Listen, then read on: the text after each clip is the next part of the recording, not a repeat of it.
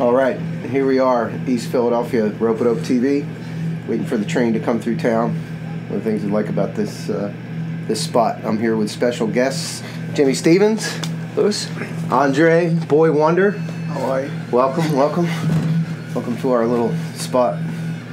You had trouble finding East Philly? Nah, it was all good. It was all good. These are Philly guys, and they had trouble finding East Philly.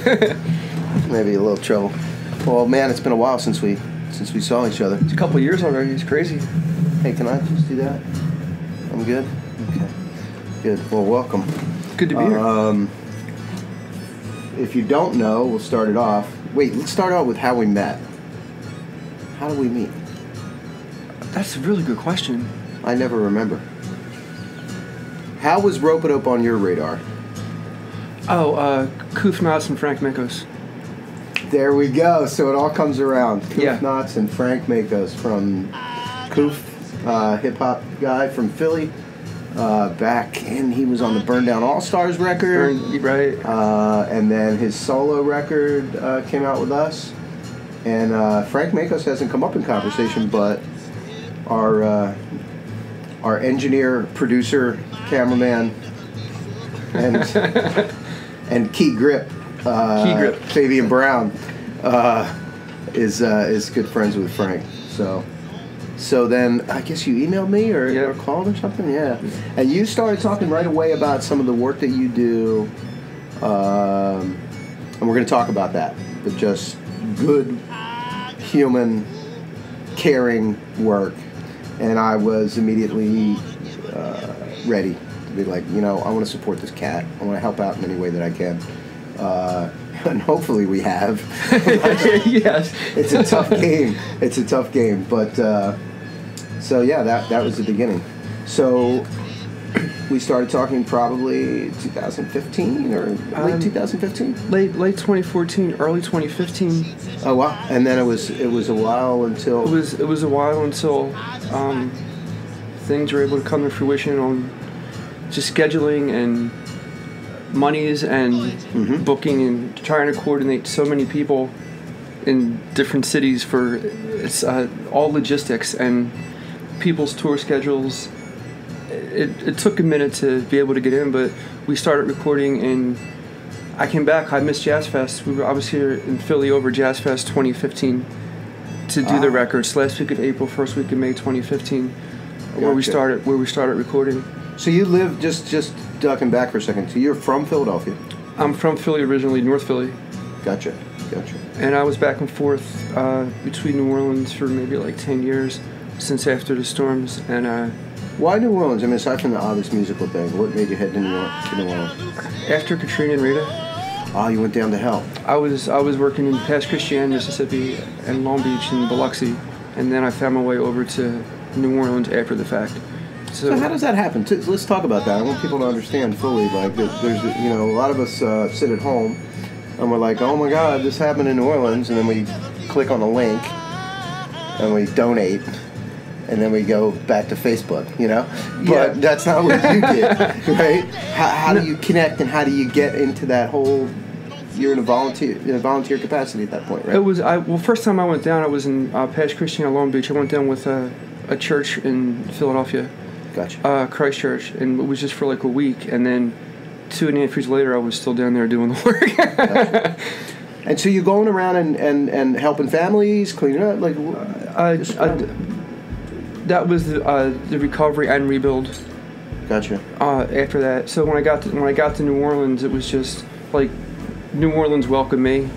I mean, it's a very territorial place. People are very. Right. Like, it's different than anywhere else. But they don't want it to change. Right. They want to preserve the legacy, right? So when people are coming in from out of town. Right. But, I mean, I was lucky, I think, because, musically I had met people and I had always known people. I was there a couple times a year. Whatever else I was doing in the world, I was always made sure I was in New Orleans a few times a year just to visit, do musics, see people's, right. And that... I feel like I was lucky when I moved back there, for good now, 2.5 years ago. At least people knew me musically. Mm-hmm. Guys knew me from relationships, playing up here and my time down there. So when I moved back, I was really welcomed very, very warmly. You know, in a way where it was like, oh, Jimmy's home. Well, here we're doing the show. Just hit with us. Get people who don't know you to know you. And so you kind of sub in different bands, right? I just sit in. I mean, New Orleans is really welcoming. There's not as much to jam. On harmonica, harmonica. Use a harmonica. Gotcha. Nice. Yeah. That's the harmonica players get that flexibility. You don't have to plug anything in. You don't have to worry about tuning up. It's like, just all the brass bands, man. Just give me a key. We'll figure it out. Nice. So I kind of view you. I mean, aside from being the only Ropeadope artist whose photo will pop up wearing a hard hat from time to time, I get a very real human feeling from you in a world that is moving in all these, ridiculous directions in such a fast pace, and you're like actually on the ground helping people living. It's almost like a Kerouacian kind of. Is that a word? Is that a Can I use Kerouac as an adjective? Why not? I just did. Like an old school vibe of like real people helping real people. I was always lucky. I had a million people help me when I was little and even as an adult. So there's always, I'm thankful for skill sets that I had outside of music. That I can build your house, I can work in the ER. Like I'm able to do things to transcend. So between the nonprofit works and music, it's just. Nice. I'm in it for the money, man. It's all about money. Well, I mean that's a given. But buy our records. We're all in it for the money. So now, how did you guys meet? And then we'll talk about the structure of On Our Way to Forever, because I want to hear what that intent and vibe is about. That's a Jimmy's that kind of guy. Like you feel like you've known him your whole life when you meet him. So like you forget exactly when or how. I think it was like you were doing a jam at World Cafe Live. I think that was the first time I'd heard of you, but it was like the first time I met you. You were like, I think I came in with my friend Becca Lane, and you were like, oh, Boy Wonder, just come up. I'm like, all right. That was It was that had to be 2010 or 2011. And it was just a jam I did with most of my band is now, and then it was Joe Jordan was on with his guys, and it was just one big, and we played first because I'd rather play and then just chill, and. It was like an hour and a half later, Melody's like, Jimmy, there's two other bands. Like, you got to go. I'm like, that's my... Yeah, you're right. There you go. So, that's interesting because that brings in even more connection when it reminds me that you're kind of like that invisible, or not invisible, but just like, no, I'm not stepping in the spotlight kind of connector, because I met Melody Forrester at the gig that you did. Mermaid Rescue Week, Mermaid Rescue Week, which I want to talk about as well. Or I want you to talk about. And then Joe Jordan, and things are happening just from that simple connection. And we're always fascinated with that, because we've set up Ropeadope as to intentionally be a connector between people to enhance the greater good. It's like 6 degrees of Jimmy Stevens. 6 degrees of Jimmy Stevens. That's the name of the episode right there. It's the name of the interview. 6 degrees. So, On Our Way to Forever came out in summer of 2016, correct? Yes. Yep. Do you want to talk about the inspiration? There's 2 records, so let's talk about this first. One. This On Our Way to Forever wasn't an album that I ever planned to make or wanted to make. I just happened in about 4 minutes real time. And there's like 2 more volumes of it if I ever want to revisit. I mean, it's like I don't want to waste the art, but to keep... It's called On Our Way to Forever. Yeah, right? Forever.2, yeah. So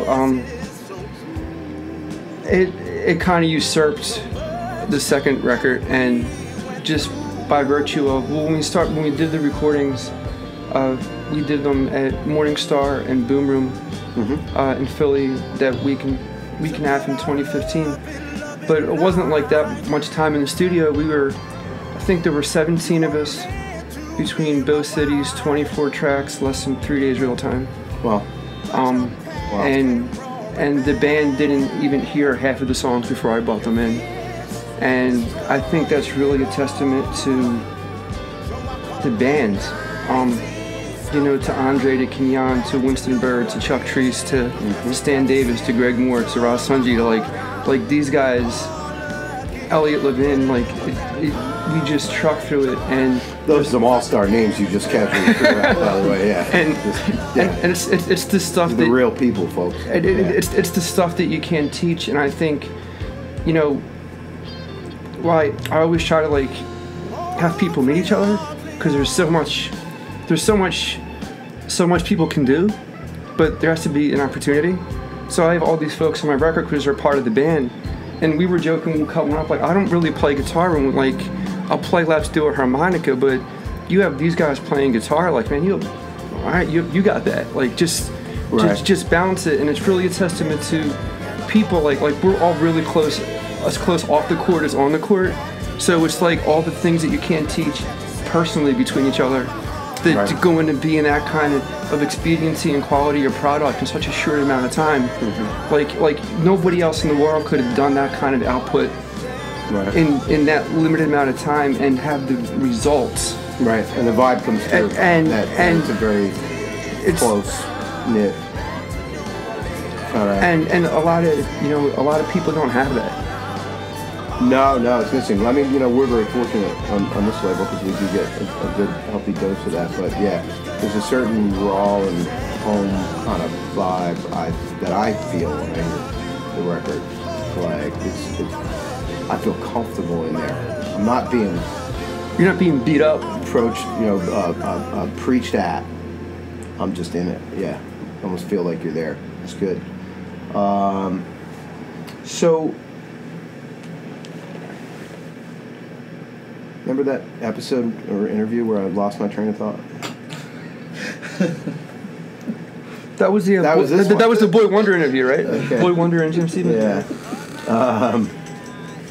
Well, I think that, you know, it's interesting to talk about it and hear, you know, and that's what the interview is about. But really, I do encourage people to just sit back and listen to that record on the way for every Apple Music, Spotify, wherever your subscription leads you, and check it out. And if you can, go and buy it. It's well worth it.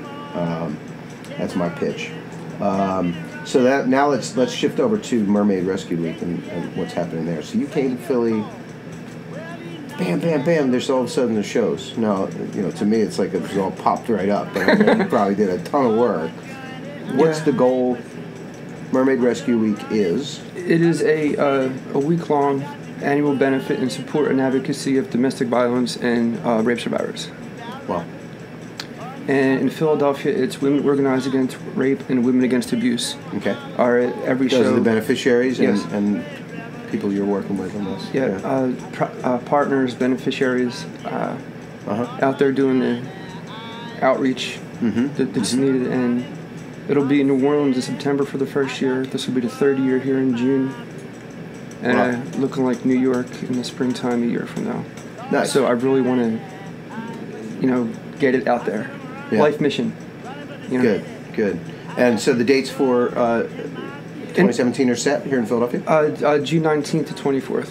19th to the 24th in Philadelphia. Booking and logistics are still, but it's the same week every year. Third week in June every year. And it'll be easy for people to find it. Yeah. We'll make sure that, you know, these are venues that you've been to on the regular.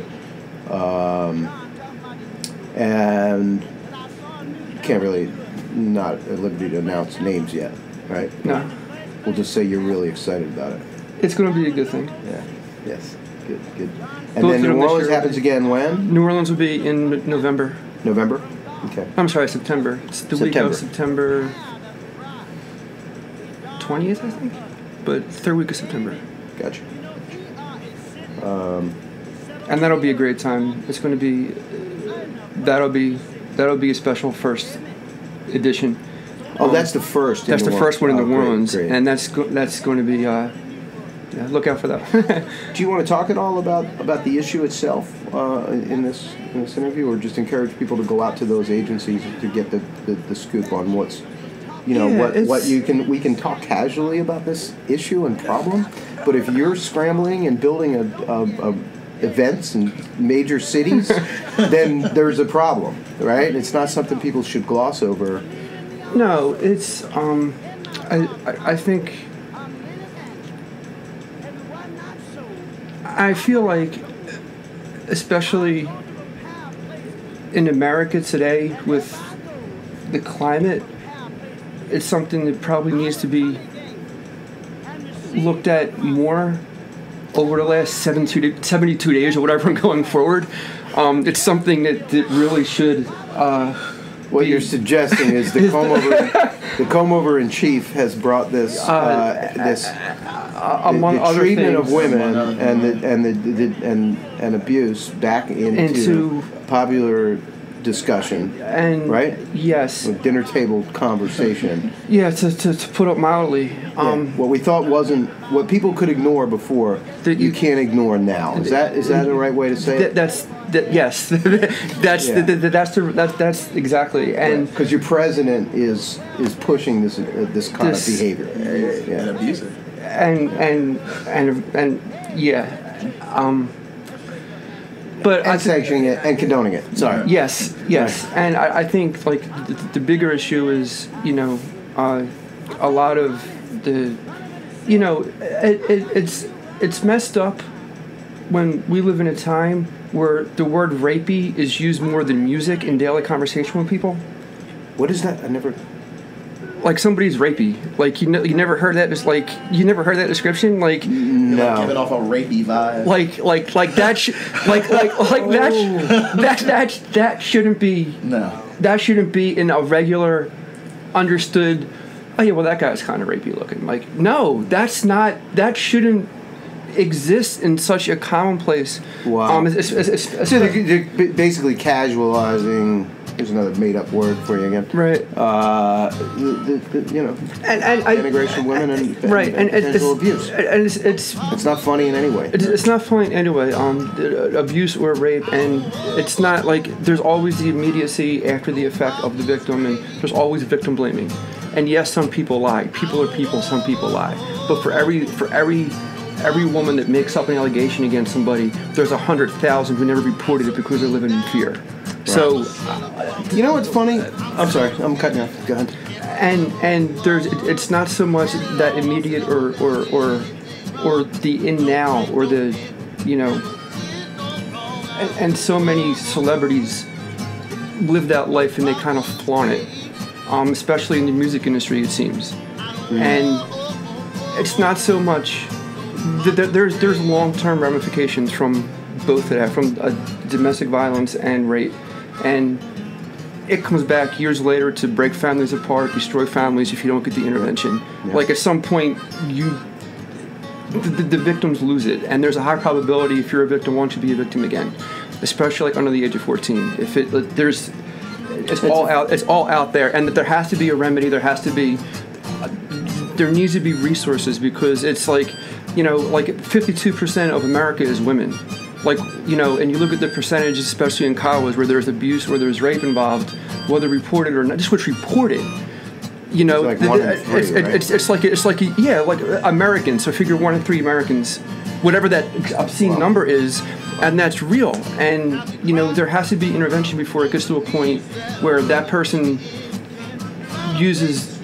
takes their own life. That person goes down the road and you get to a point of no return where that's your life, where you comes back and it breaks apart your family because you couldn't deal with your demons or ever got to address them. So by doing this and having it in 5 different parts of these cities for 5 weeks, it's more accessible for somebody to say, oh, I'm just going to a show, because all the shows and events are events in their own right. It just so happens there's going to be these people there that are going to have a couple of flyers. So for safety and for accessibility to get out and go somewhere, if we're just doing it one night at XYZ venue, and what if you can't make it that night? What if you're working? What if you have something going on? What if you can't get away from who you're away from that night? Well, then let's do it again in another part of town. Let's do it again. So it gives the opportunity for people to be able to get out and to find the resources over a week-long stretch in their part of town. And the arts is the vehicle to bring those resources and the interventions for those who need it. Beautiful, beautiful. I want to comment. I mean, I'm probably not qualified, but I'll do it anyway. We get a double train today. I love it. I wanted to go back to you talking about the term rapey, and since we're on, this is recorded for now and forever. There's this discussion right now about political correctness, and someone who might see this would say, "Well, you're just saying something." Okay, but the problem with that, with not having, I don't want to call it censorship, but with not having a good code of conduct around the language that you use, is that you're making it more commonplace and more acceptable. So for the one guy that's not you, that hears the term, he just gets comfortable in this environment and thinks that it's okay to commit an act that you wouldn't. So political correct and language are really important, and I know that there's a movement in this country now saying, I'm tired of not being able to say what I want. There's a reason. And you don't want to be verbally condoning, and maybe it shouldn't be a law, or but it certainly is a fine code of conduct to not encourage behavior by using those words. That's the one thing I wanted to say. And the second thing I want to say is that we always, when you're trying to get attention for these things, you want to talk about some of the worst possible scenarios, right? Because that gets people's attention. But I think pretty clearly any kind of domestic violence, abuse, it doesn't have to be rape. It's just abuse at some point will have, when a victim blames themselves, they're going to carry that for their whole life, and it's going to come up. Yeah. And it might just be that person whose marriage didn't work out the first time, but then that person is affected, right? Because that was a troubling time. So there are little ripples and earthquakes that this still. So it's serious. Yes, I think we've all seen it, but it's not just it's vast. It's not just that crazy thing that you may have heard happen to somebody. It's a real thing that I think is pervasive in our culture. But that's my 2 cents. Let's go back. So you're working on another record. Yes. The second record, which we referred to before. Yes. What's the vibe? It's it's a double record. It's going to be a double record. I finally get to do blues, and nice. I'm thrilled to be able to go back. You on it? This guy. Oh yeah. This guy. It's the first half of the record is going to be the second portion of the songs that we began recording 2 years ago. At that time. So It's been, I know everything has to be hot off the presses, and I probably shouldn't say that it's been. No, it's been waiting. It's been waiting to. It's come on. We do it the way we want. Sometimes waiting. You don't. Waiting. This is not microwave music. No, it's we're cooking this up. You gotta put it in a slow cooker. Yeah. So yeah, maybe it'll be better that way. So it's the first half of the record is the back half of this, which should have been the first record, and then the entire second disc is going to be me and Boy Wonder and Mike Tyler. Some low down. Did I meet Mike? I don't know. I'm not sure. I don't think he's at those sessions. He plays guitar. He plays guitar. Okay. He was on all those like Rough House he was in the 90s. He could play the blues. Yeah. I don't know if there's anything Mike Tyler can't. Good. Mike's one of those guys that, there's a few folks like that in town that if they lived in another city, they'd have a statue like in a park for them while they're still with us. Gotcha. But it's like, it's kind of like that. Just another great guitar player from Philadelphia, right? Yeah, but he was LL Cool J's Unplugged musical director and guitarist for that, and A Tribe Called Quest, and he was with Prince for a bit. He's played with Pearl Jam probably more shows than I've done in my life. You know, I just said who, right? I was like, why I was like, I should know. Like he, you know, right. it is. Oh, that Mike Tyler. Oh, that one, yeah, that yeah, one. of course, man. Yeah, so three of us are knocking out the second half of this album. It's going to be all that, you know, it's raw, it's unpretty. The title? Philosophical Soul. Philosophical Soul. And it's, you know, really like where I'm from, like all that Reverend Gary Davis, Sun House. It ain't pretty, but it's authentic, it's real, it's raw, it's rootsy, and it's something that I wish I've had the opportunity to do for a long time. So he's been talking about this for a while. So, beautiful. So yeah, we're gonna. Awesome. I'm excited to do it. Yeah. So we're gonna have to. You know, I know I've heard a couple of early things, but I'm anxious to hear more, and we gotta get a rollout date. Yeah. A release date and get that cooking. For sure. We're wrapping up here. Is there anything else you guys want to throw into the mix here? Talk about. I mean, I guess the biggest thing, like all the people in Full Tilt, well, most of them are all like artists in their own right, and it's a testament to Jim's abilities as a musician and his skills as a songwriter that all of these people have come together and allowed him to sort of lead the way. So I mean, we're all appreciative that we're able to be a part of this project. Thanks. Nice. And mostly, we want to run down the personnel on the way out and list them all on this record. Can you name all 17, or am I putting? Well, you don't want to forget somebody. Right? I apologize in advance if I forget somebody. Just look at the credits. Yeah, just look at the credits. It'll be right down there. Winston Berg, Chuck Treese, Elliot Levin, Stan Davis, Ross Sunji, Boy Wonder, Kenyon Lanier, Scott Coulter, Sarah Kane. Yeah, Sarah Kane. Bria, I think Harvin's in on this one again. Monique Kinnear. Yeah. It's Jake. Jake Dean, Mike Tyler, maybe Will Winborn. Depending on if the songs make the cut or not, Jimmy Parker, West Philly Orchestra. Nice. It's 50. So I'm on it. 16. Whoever's missing, Jimmy's buying you lunch. Yeah. Whoever I'm. We put you on the spot. I put you on the spot on that one. I was like, man. Yeah, you can blame it on me. I'll be the Greg Moore. Greg Moore. Greg, I'm sorry. No, we got it. We got it. He's on there. We got it. All right, looking forward to that. Stay tuned. Ropeadope will be posting some things about the new record and about Mermaid Rescue Week, but also, what's the website? Is there a website? Or not yet. Just go to Facebook and look up Mermaid Rescue Week, because you're on there anyway right now. So, all right, gentlemen, thank you so much. Pleasure. All right.